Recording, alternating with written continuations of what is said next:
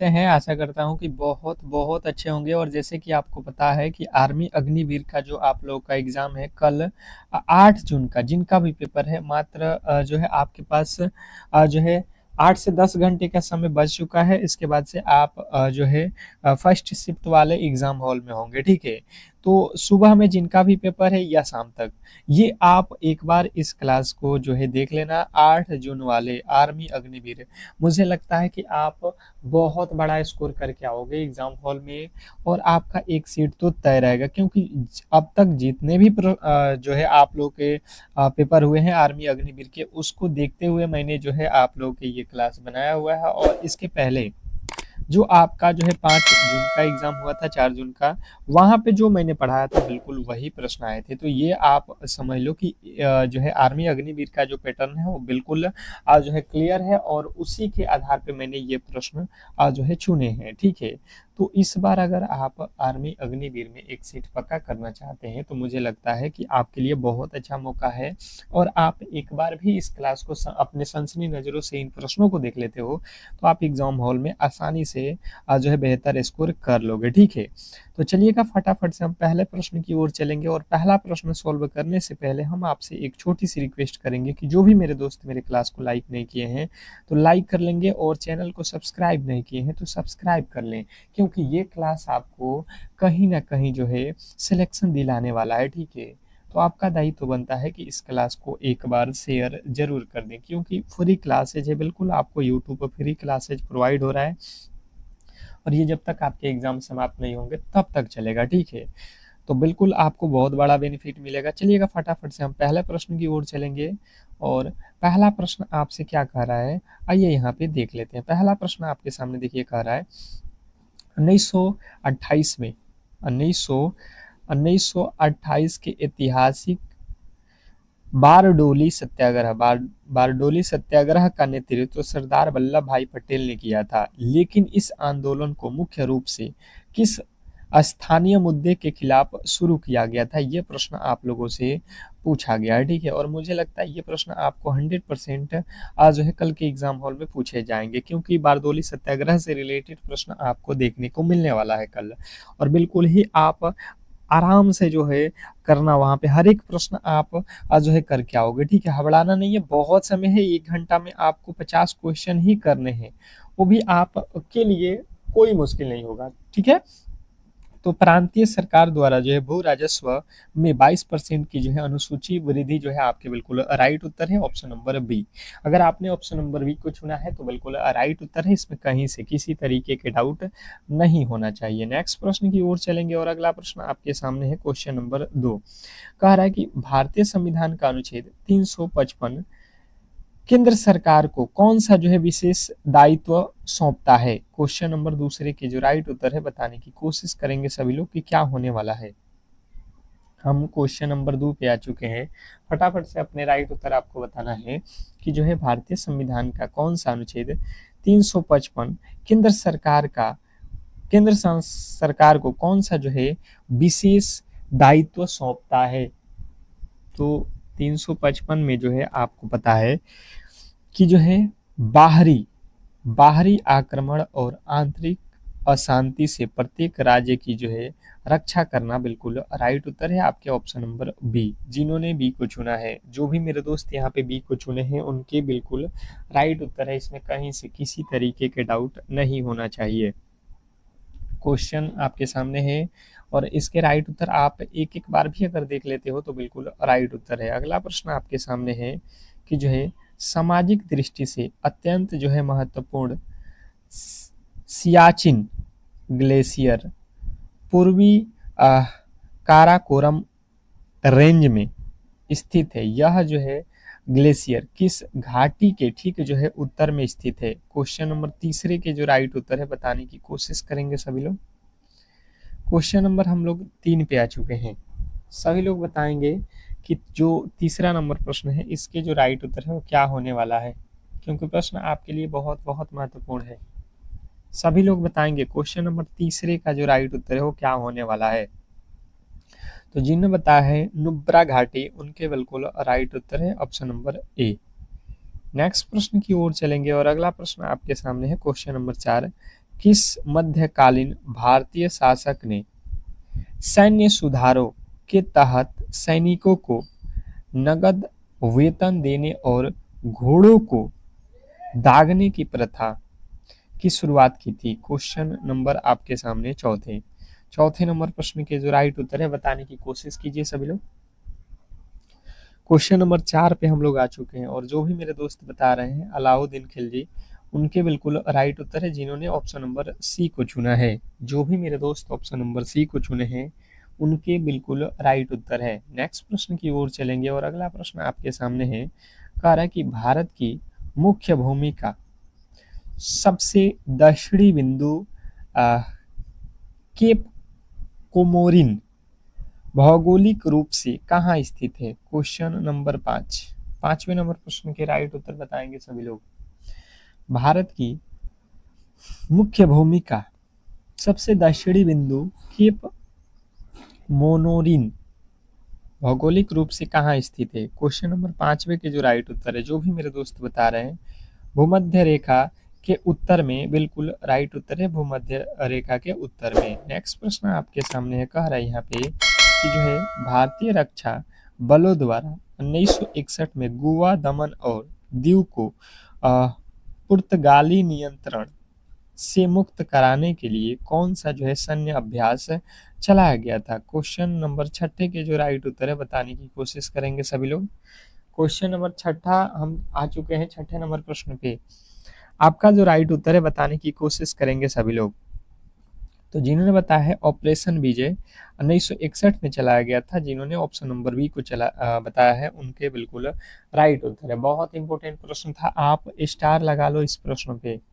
अगला प्रश्न आपके सामने है कि विजय कन्वेंशन जिसका संबंध अंतर्राष्ट्रीय कूटनीतियों से है, सैन्य एवं राजनीतिक दृष्टि से क्या सुरक्षा प्रदान करता है? क्वेश्चन आपके सामने है साथ कि जो है वियना कन्वेंशन जिसका संबंध अंतर्राष्ट्रीय कूटनीति से है, सैन्य एवं राजनीति दृष्टि से क्या सुरक्षा प्रदान करता है? क्वेश्चन नंबर 7वें के जो राइट उत्तर है, जो भी मेरे दोस्त यहाँ पे बता रहे हैं कि जो है राजकीयों को कानूनी सुरक्षा और दूताओं की संप्रभुता, बिल्कुल आपके राइट उत्तर है ऑप्शन नंबर बी।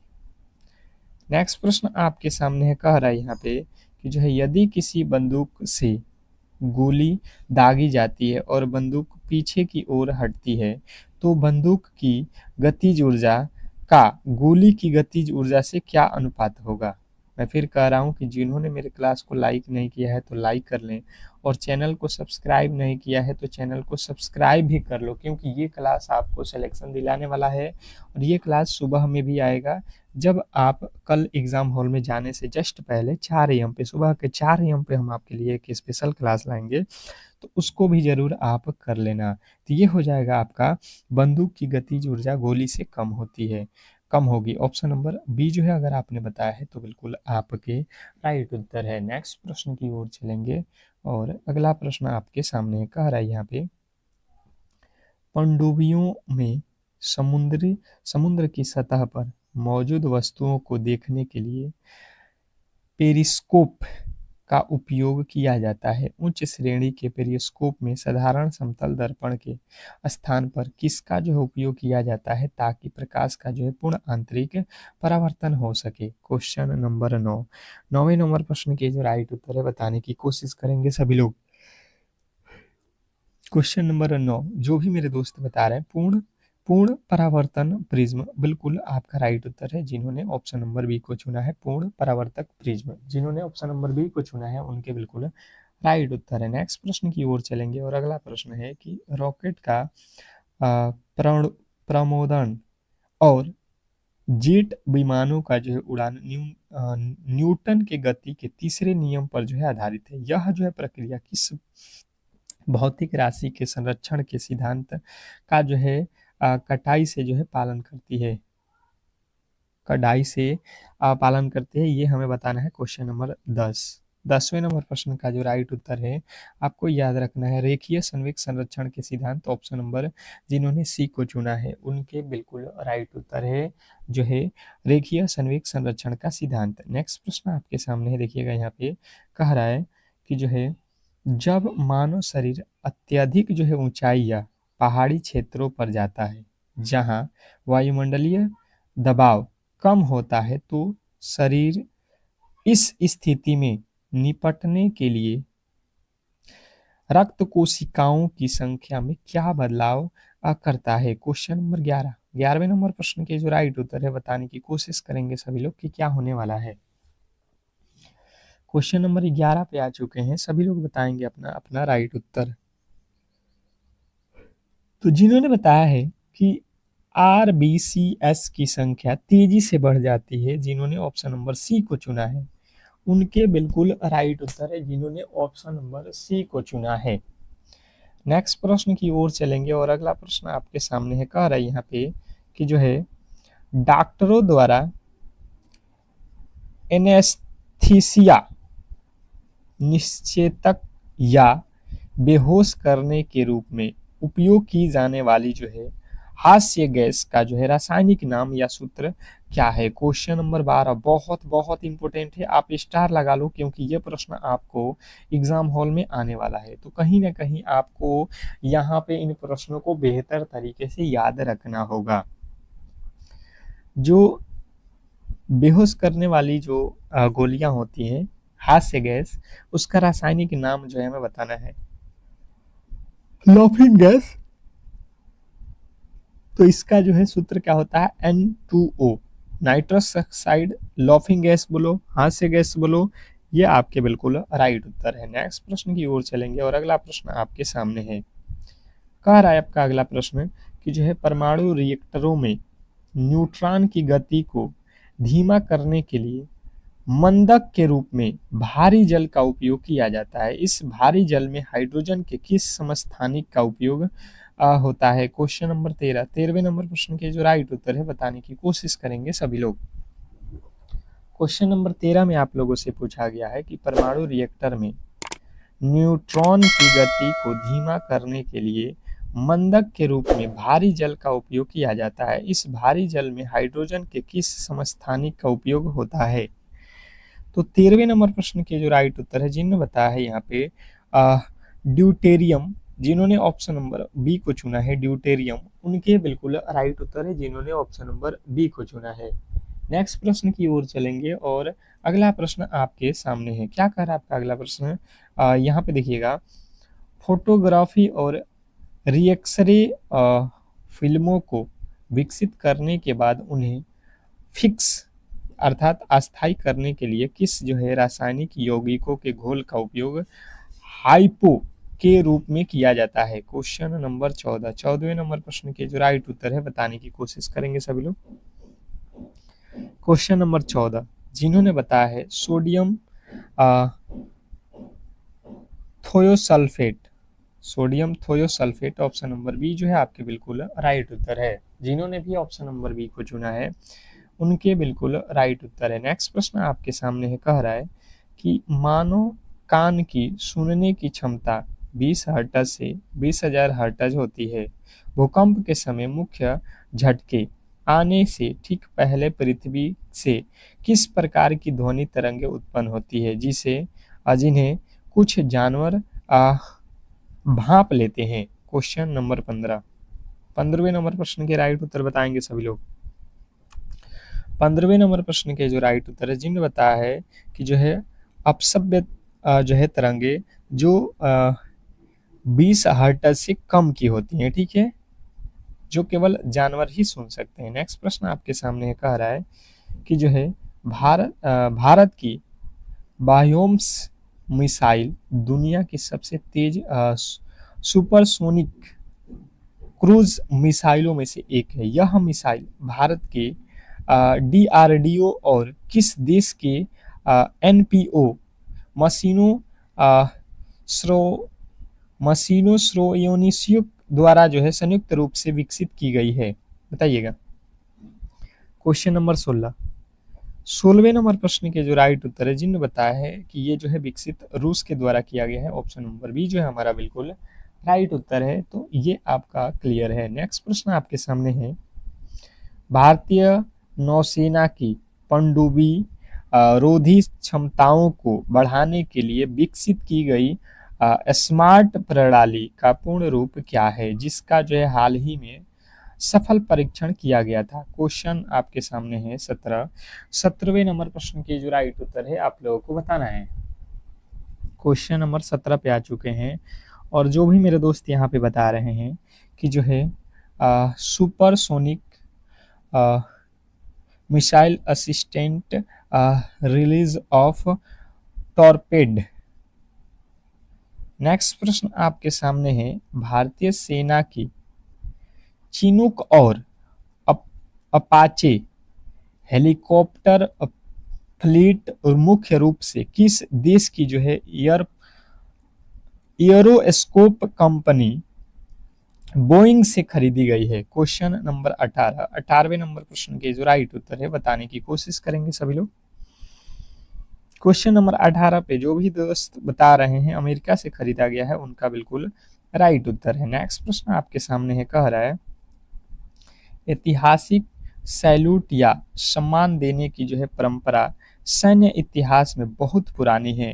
थल सेना और नौसेना के अधिकारियों के सैल्यूट कराने के तरीके में क्या जो है मुख्य अंतर होता है। क्वेश्चन नंबर 19वें नंबर प्रश्न के जो राइट उत्तर है बताने की कोशिश करेंगे सभी लोग।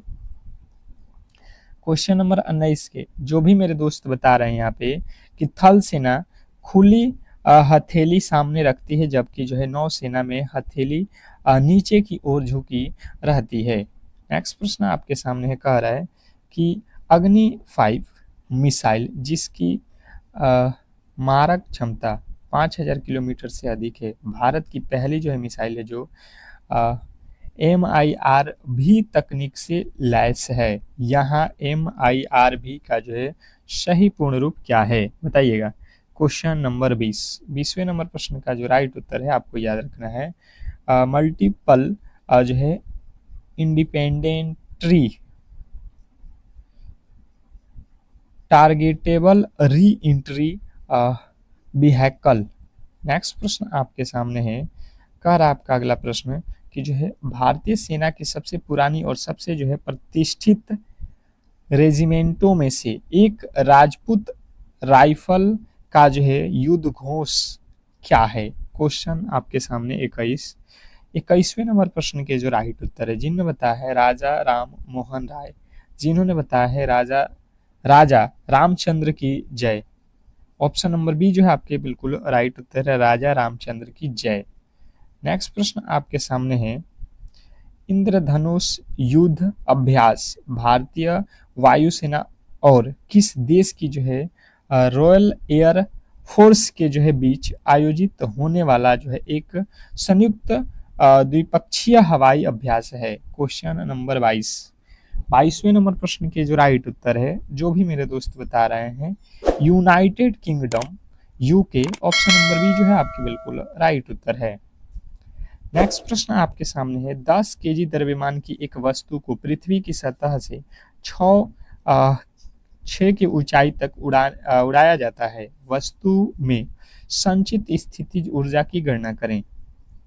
क्वेश्चन नंबर 23वें नंबर प्रश्न का जो राइट उत्तर है, जिन्होंने बताया है 588 जूल। ऑप्शन नंबर बी जो है आपके बिल्कुल राइट उत्तर है। नेक्स्ट प्रश्न की ओर चलेंगे और अगला प्रश्न आपके सामने है, कह रहा है यहाँ पे मानव शरीर के किस अंग या कोशिका को हार्डवेयर रिबूट या अंगों के नवीकरणीय के लिए जाना जाता है, क्योंकि इसमें जो है मानव शरीर की सबसे तीव्र जो है पुनरुत्पादन क्षमता होता है। क्वेश्चन नंबर 24वें नंबर प्रश्न का जो राइट उत्तर है, जिन्होंने बताया है यकृत। ऑप्शन नंबर बी जो है आपके बिल्कुल राइट उत्तर है।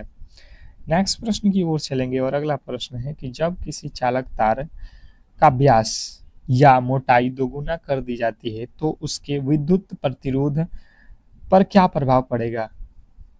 जब किसी चालक तार का व्यास या मोटाई दोगुना कर दी जाती है तो उसके विद्युत प्रतिरोध पर क्या प्रभाव पड़ता है। क्वेश्चन नंबर 25 का जो राइट उत्तर है, जिन्होंने बताया है कि प्रतिरोध 1/4 हो जाएगा, बिल्कुल आपके राइट उत्तर है ऑप्शन नंबर बी। नेक्स्ट प्रश्न आपके सामने है, कह रहा है यहाँ पे कि जो है आनुवंशिकी में डीएनए फिंगरप्रिंट तकनीक का आधार क्या है जिसका उपयोग सैन्य और फॉरेंसिक जांच में अपराधियों की पहचान के लिए किया जाता है। क्वेश्चन नंबर 26वें नंबर प्रश्न के जो राइट उत्तर है, जिन्होंने बताया है यहाँ पे डीएनए बहुरूपता, बिल्कुल आपके राइट उत्तर है ऑप्शन नंबर बी। नेक्स्ट प्रश्न आपके सामने है, कह रहा है कि भारी औद्योगिक कारखानों या बैटरी निर्माण में काम करने वाले सैनिकों या मजदूरों को प्लम्बिज्म नामक बीमारी का खतरा रहता है। यह जो है बीमारी किस भारी धातु के संदूर्ण या विषायुक्तता के कारण होता है। क्वेश्चन नंबर 27वें नंबर प्रश्न का राइट उत्तर आप लोगों को याद रखना है कि ये आपका जो है सीसा जो है बिल्कुल राइट उत्तर है। नेक्स्ट प्रश्न आपके सामने है कि जो है प्रकाश का वह गुण क्या कहलाता है जिसके जो है कारण प्रकाश तरंगे किसी तीक्ष्ण किनारे या बारीक जो है अवरोधों से टकराकर थोड़ा मुड़ जाता है और जो है छाया क्षेत्र में प्रवेश कर जाता है। क्वेश्चन नंबर 28वें नंबर प्रश्न का राइट उत्तर हो जाएगा प्रकाश का विवर्तन। नेक्स्ट प्रश्न आपके सामने है, आवर्त सारणी के समूह 17 के तत्वों को हैलोजन कहा जाता है। इसके इन सभी हैलोजनों में सबसे तीव्र जो है ऑक्सीकरण एजेंट कौन सा है। क्वेश्चन नंबर 29वें नंबर प्रश्न का जो राइट उत्तर है, जिन्हें बताया फ्लोरीन, उनके बिल्कुल राइट उत्तर है। नेक्स्ट प्रश्न आपके सामने है, कह रहा है यहाँ पे कि जो है किसी गैस को अचानक और तेजी से संपीड़ित करने पर उसके तापमान पर क्या प्रभाव पड़ता है। यह किस ऊष्मागतिकी प्रक्रिया का उदाहरण है। क्वेश्चन नंबर 30वें नंबर प्रश्न का जो राइट उत्तर है, जिन्हें बताया है तापमान बढ़ जाता है और रुद्रास्मिक प्रक्रिया, बिल्कुल राइट उत्तर है। अगला प्रश्न आपके सामने देखिएगा, गणित का प्रश्न है और यह प्रश्न बहुत बहुत इंपॉर्टेंट है। देखिएगा, कह रहा है कि एक छावनी में 1200 सैनिकों के लिए 60 दिनों के लिए खाद्य सामग्री उपलब्ध है। 15 दिनों के बाद 300 सैनिक दूसरे कैंप में स्थानांतरित हो गए। अब शेष खाद्य सामग्री बचे हुए सैनिकों के लिए कितने दिनों तक चलेगा, ये हमसे पूछा गया है। अब देखिए सिंपल तरीके से हम इसको सॉल्व कर लेंगे। हमारे पास 1200 सैनिक थे, ठीक है, और खाना कितने दिन खा सकते थे, 60 दिन। पर हुआ क्या कि इसमें जो है 15 दिनों के बाद, 15 दिन तो जो है सभी सैनिक थे, 15 दिनों तक कितने सैनिक थे, 1200, और खाना खाए हैं। पर उसके बाद क्या हुआ कि 300 सैनिक चले गए, तो 300 सैनिक चले जाएंगे तो बचेंगे कितने सैनिक, 1200 में से 300 चले जाएंगे 900। तो ये कितने दिन तक खाना खाएंगे, ये हमें पता करना है कि जो है अब जो है खाना वो कितने दिन तक खाएंगे, जो 15 दिन का शेष था। अब यहाँ से गुणा कर लो, 12 छक्का 72 पे 3 जीरो हो जाएगा, और माइनस इसको इधर लाएंगे, 12 पच्चे 60, 12 पच्चे 60 हो जाएगा, बराबर इधर हो जाएगा 900 x। अब इधर देख लो, घटा दो, कितना हो जाएगा 12,000 बराबर 900 x, ये कट जाएगा आपका। यहाँ पे देखिए हम लोगों ने गलती किया है ना, ये 15 गुणे 12 करेंगे तो हमारा कितना बनेगा जी, 12 पच्चे 60 के जीरो कर लो यहाँ पे, और आपको जो है यहाँ पे देखिएगा जो है कितने जीरो हैं, 2 जीरो तो और हैं, 2 जीरो और लगा लो, फिर 12 एक में 12 और 6, 12 6 18,000 हो रहा है। अब यहाँ से आप घटाओ 18,000, कितना बचेगा, 18,000 घटा लो, 72 में 18 जाएगा, 72 से 18 उधर 12 12 और 6 घट जाएगा, 54,000 जो है हमारे पास बचेगा। तो 9 छक्का 54, कितना हो जाएगा, 2 जीरो, 1 जीरो बच जाएगा, x का वैल्यू कितना हो जाएगा 60 है। 60 दिन जो है आपके बिल्कुल राइट उत्तर है, ठीक है। नेक्स्ट प्रश्न आपके सामने कह रहा है कि कोई धनराशि चक्रवृद्धि ब्याज की दर से 4 वर्षों में स्वयं की दुगुनी हो जाती है, तो वही धनराशि कितने वर्षों में स्वयं की 8 गुनी होगी? 8 गुनी बताना है हमें, कितने वर्षों में होगा? तो देखिए यहाँ पे देखिए 4 वर्षों में, 4 ईयर है, तो स्वयं का 2 गुना हो रहा है, तो कितने वर्षों में 8 गुना होना चाहिए? 8 गुना ना, 4 गुना, 4 वर्षों में 2 गुना, तो 8 गुना करना है हमें। चक्रवृद्धि ब्याज है, तो ये होता है T1 बटा T2। यहाँ पे टाइम हमें पता नहीं है, बटा इसमें 2 गुना में कितना ब्याज है? 1। एक ठो आपका खुद का पैसा होता है, एक ब्याज, ब्याज बटा ब्याज, 4 गुना में यहाँ पे कितना हो जाएगा? 8। 8 गुना करना है आपको, 8 गुना करना है। तो अगर आप यहाँ पे देखोगे तो ब्याज तो यहाँ पे मिलेगा 7, तो ठीक है वैल्यू 7 चौका 28 हो जाएगा ना, 7 चौका 28 वर्ष। यहाँ पे तो ऑप्शन में ही नहीं दिया गया है। इसने कहा क्या है ये देखिएगा, 4 वर्ष में 2 गुना, 2 गुना पावर वाला लॉजिक लगा लो, 2 के पावर 2 अर्थात 2 हो जाएगा। फिर इधर क्या करते हैं, पावर लिखते हैं, 2 के पावर 2 बराबर यहाँ पे हो जाएगा 4। फिर 2 के पावर 3 लिखेंगे तो ये हो जाएगा 8। 8 गुना हमें लाना है, यहाँ पे 8 गुना, 2 गुना, 4 गुना, 8 गुना। अब समय का पहाड़ा पर देंगे, 4 दूना 8, 8 दूना 4 3 12, 4 का 4, 4 दूनी 8, 4 3 12, 12 वर्ष लगेगा। ऑप्शन नंबर बी जो है आपके बिल्कुल राइट उत्तर है। नेक्स्ट प्रश्न आपके सामने है कि एक चक्रवात राहत शिविर में कुछ पुरुष और कुछ महिलाओं की संख्या यहाँ पे दिया गया है। शिविर में 20 पुरुष आ गए और 20 महिलाएं शिविर छोड़कर चली गईं। अब जो है उनका अनुपात इतना हो जाता है, तो प्रारंभ में जो है महिला और पुरुषों का जो है हमें बताना है। तो पहले कितने थे हमारे पास? 5 पुरुष थे तो 3 महिलाएं थी। ठीक है, इसने कहा है कि जो है 20 पुरुष आ गए, तो पुरुषों में 20 जोड़ दो और महिलाओं में 20 घटा दो, 20 महिला चली गई, तो ये हो जाता है 7:3। बस इसी को तिरछा तिरछी गुणा कर लेना, 3 पचे 15x और 20 20 तिया 60, इधर घटाओगे 3 सते 21x और यहाँ पे 7 दूना का 14, 140। अब यहाँ पे करोगे तो ये 140 इधर आएगा, तो 14 छौ 20 यानी कि 200 हो जाएगा, और ये इधर जाएगा तो 21 में से 15 घटेगा 6x, 6 के पहाड़ा में यहाँ से काट दो, 6 के पहाड़ों में इधर से काटोगे तो आपका जो है यहाँ पे क्या पूछा गया है कि प्रारंभ में पुरुषों की संख्या कितनी थी, शिविर में कुल कितने व्यक्ति थे, व्यक्तियों की संख्या। तो यहाँ पे हमें मिल रहा है 200 बट्टा में 6, और शुरू में कितने थे? तो 5 और 3 8, यहाँ पे 5 3 8 से गुणा कर लेना। आपका जो राइट उत्तर है आपका बिल्कुल मिल जाएगा 160 है। ठीक है, नेक्स्ट प्रश्न आपके सामने है, देखिएगा 2 ट्रेन एक गतिमान जो है अनुपात में है, यदि दूसरी ट्रेन 5 घंटे में 40 किलोमीटर की दूरी तय करती है तो पहली ट्रेन की जो है हमें बताना है। देखिए यहाँ पे एक ठो है 7 और एक ठो है 5, इसकी गति दी गई है।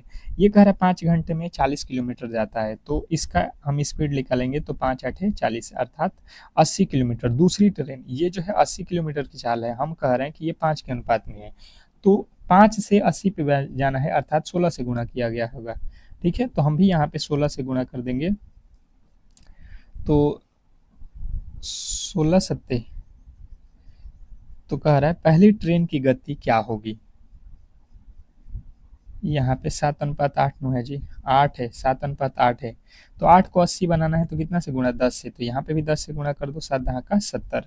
आपका बिल्कुल राइट उत्तर हो जाएगा ऑप्शन नंबर ए। जिन्होंने ए को चुना है उनके बिल्कुल राइट उत्तर है। नेक्स्ट प्रश्न की ओर चलेंगे, और अगला प्रश्न है कि जो है एक समबाहु त्रिभुज का क्षेत्रफल यहाँ पे दिया गया है, इसका जो है परिमाप क्या होगा। समबाहु त्रिभुज का क्षेत्रफल दिया गया है, उसका जो है परिमाप क्या होने वाला है ये हमें बताना है। सबसे पहले हमें पता होना चाहिए समबाहु त्रिभुज का क्षेत्रफल होता क्या है, तो √3/4 भुजा स्क्वायर। ये कह रहा नहीं, 16√3 है। यहाँ से देखोगे √3 से √3 कट जाएगा, ए स्क्वायर बराबर हो जाएगा, ये 4 से गुणा हो जाएगा, 16 चौका 64, ये स्क्वायर जो है इधर जाएगा रूट में हो जाएगा, तो इसका वैल्यू आ जाएगा 8। भुजा कितना आ जाएगा? 8।